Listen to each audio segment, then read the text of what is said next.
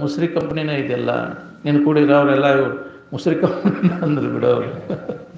ಅವತ್ತು ಮತ್ತು ಮುಸ್ರಿಗಿನ ಕೂಡ್ತೈತಿಲ್ಲ, ನಾನು ಅನುಭವದನ್ನು ತಿಳ್ಕೊಬೇಕಣ್ಣ, ಒಬ್ಬರು ಬರೋದಿಲ್ಲ ಅಂತ ಕರೆ ಹೇಳಿದ್ರೆ ಯಾರು ಕೇಳೋದಿಲ್ಲ. ಅದಕ್ಕೆ ಕಠೋರವಾದದ್ದು ಅದು ಸತ್ಯ.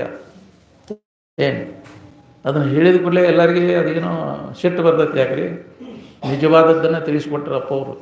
ಅದನ್ನು ತಿಳ್ಕೊಳ್ಳುವಂಥ ಯೋಗ್ಯತೆ ಬೇಕಲ್ಲ ನಮ್ಗೆ.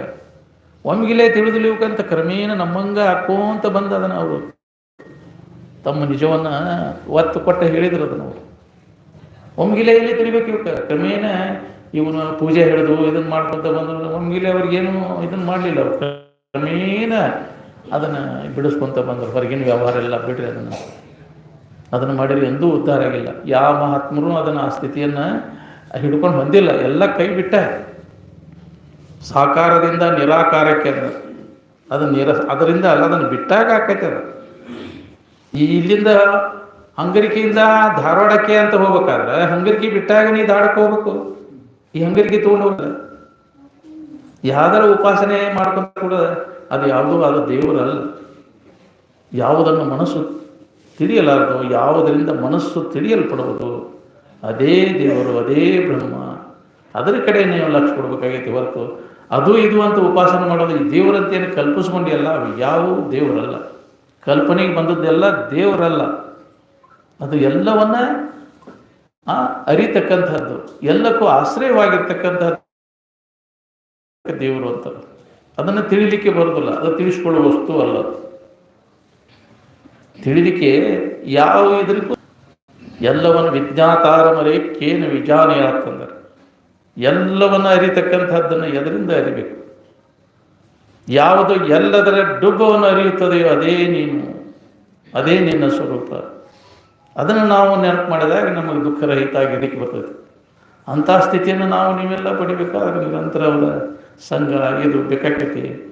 ಒಂದೇ ದಿನಕ್ಕೆ ಒಂದೇ ಇದಕ್ಕೆ ಒಳಿದಲ್ಲ. ಅದು ಒಂದೇ ವರ್ಷಕ್ಕೆ ಅದು ಕೇಳಿರೋ ಒಂದೇ ಜನ್ಮಕ್ಕೆ ಆಕೈತೆ ಅಂದ್ರೆ ಈ ಜನ್ಮದಾಗ ಅವಾಗ ಆಗೈತೆ ಅಂದ್ರೆ ಹಿಂದಿನ ಜನ್ಮದಾಗ ಭಾಳಷ್ಟು ಅದ್ರಾಗ ಅಭ್ಯಾಸದಾಗ ಕಳೆದಾನಂತ ತಿಳ್ಕೊಬೇಕು ನೋಡಂತಿದ್ರು. ಅದು ಈ ಜನ್ಮದಾಗ ಅವ್ನು ಸಿದ್ಧಿಸೈತಿಪ್ಪ, ಅದು ಜ್ಞಾನ ಸಿದ್ಧಿಸೈತಿ ಅಂದ್ರೆ ಅನೇಕ ಜನ್ಮಗಳ ಅವಾಗ ಅಭ್ಯಾಸ ಮಾಡಿದವಾಗ ಆಕೈತೆ. ಜನ್ಮ ಜನ್ಮಾಂತರ ತಪಸ್ಸಿನ ಫಲ ಇದೆ. ನಮ್ಮಪ್ಪ ಎಷ್ಟು ಜನ್ಮ ಕಣ್ಣಿಕಿಸ್ಕೊಂಡು ಕೂತಿದ್ದನು ಆ ಸ್ಥಿತಿ ಹೊಂದಬೇಕಾದ್ರೆ ಯಾವಾಗ ಬೇಕು ಅವಾಗ ಅವಾಗ ನಮ್ಮಪ್ಪಗೆ ಸಮಾಧಿ ಸ್ಥಿತಿ ಬರ್ತಿತ್ತು. ಇಚ್ಛಾ ಮಾಡಿದ್ರೆ ಹತ್ತಿತ್ತು. ನಮ್ಮ ಅಪ್ಪಗೆ ನಿದ್ದೆ ಅಂತಿದ್ರು ಅಜ್ಜವ್ರು. ಹಂಗೆ ಈಗ ನನಗೆ ಆ ಸಮಾಧಿ ಹತ್ತಿದ್ರೆ ನಿದ್ದೆ ಹತ್ತತ್ತೆ ಅಂತಿದ್ರು ಅಜ್ಜವ್ರು. ಅದನ್ನು ಹೊಂದೋದು ಭಾಳ ಕಠಿಣ. ಅದು ಮಾತಾಡೋಕೆ ಎಲ್ಲರಿಗೂ ಬರ್ತೈತಿ, ಹೇಳೋದು ಕೇಳೋದು. ಅದು ಅಂತಃಕರಣ ಸ್ವಚ್ಛ ಇದ್ರೂ ಬರ್ತೈತಿ, ಸ್ವಚ್ಛ ಇದ್ರೂ ಬರ್ತೈತಿ. ಇದಕ್ಕೆ ಖಾತೆ ಬೇರೆ. ಅದನ್ನು ಅನುಭವಕ್ಕೆ ತೊಗೊಂಡು ಉಳ್ಕೋಬೇಕಾದ್ರೆ ನಾವು ಅಂತಃಕರಣ ಪರಿಶುದ್ಧಿಗಾಗಿ ನಿರಂತರ ಆ ಅಭ್ಯಾಸವನ್ನು ಮಾಡಬೇಕು. ಮಾಡಲಿಲ್ಲವೇ ತಪವ ಮಾಡಲಿಲ್ಲವೇ ಕೂಡಿ ಸುಗುಣದೊಡನೆ ತಿಳಿದು ನೋಡಿ ತ್ರಿವಿಧ ಕರ್ಣದಲ್ಲಿ ಅಂತಃಕರಣ ಪರಿಶುದ್ಧಿಗಾಗಿ ನಾವು ಕಾಯ ವಾಚ ಮನಸ್ಸಾದಿಂದ ಇವನು ತಪಸ್ಸು ಮಾಡಬೇಕಾಗೈತಿ. ಇನ್ನೊಬ್ಬರಿಗೆ ಕೆಡಕಾಗದಂಗೆ ಶರೀರದಿಂದ ವಾಣಿಯಿಂದ ಮನಸ್ಸಿನಿಂದ ಅದು ಭಾಳ ಕಠಿಣ. ಅದು ಜನ್ಮ ಜನ್ಮಾಂತರ ಅವ್ರು ಮಾಡ್ಕೊತ ಬಂದಾಗ ಅದು ಅವ್ರಿಗೆ ಶಿಕ್ಷೈತಿ. ಅದನ್ನು ಮಾಡಿರಿ. ಅದೇ ದೇವರ ಪೂಜೆ. ಮೊದಲಿದೆ ಪೂಜೆ. ಕಾಯ ವಾಚ ಮನಸ್ಸಾದಿಂದ ಯಾವ ಜೀವಿಗೂ ನೋವು ಆಗದಂಗೆ ನಡ್ಕೋದನ್ನ ಪೂಜೆ. ಇದು ಸಾಮಾನ್ಯ ಪೂಜೆ. ಈ ಪೂಜೆ ಮಾಡ್ಕೊತ ಬಂದರೆ ನಿಮ್ಮ ಅಂತಃಕರಣ ಸ್ವಚ್ಛಕತೆ.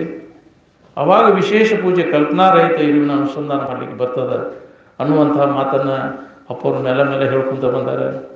ಅದನ್ನು ನಾವು ಕಲ್ಪನಾರಹಿತ ಆಗಿಬಿಡ್ಬೇಕಾದ್ರೆ ಅಂತಃಕರಣ ಪರಿಶುದ್ಧಿ ಮಾಡ್ಕೋಬೇಕಾಗೈತಿ. ಅಂತಃಕರಣ ಪರಿಶುದ್ಧಿ ಮಾಡ್ಬೇಕಾದ್ರೆ ಆ ಪುಣ್ಯಸ್ಮರಣೆಯನ್ನು ಮಾಡಕ್ಕೆ ಬರ್ತೈತಿ.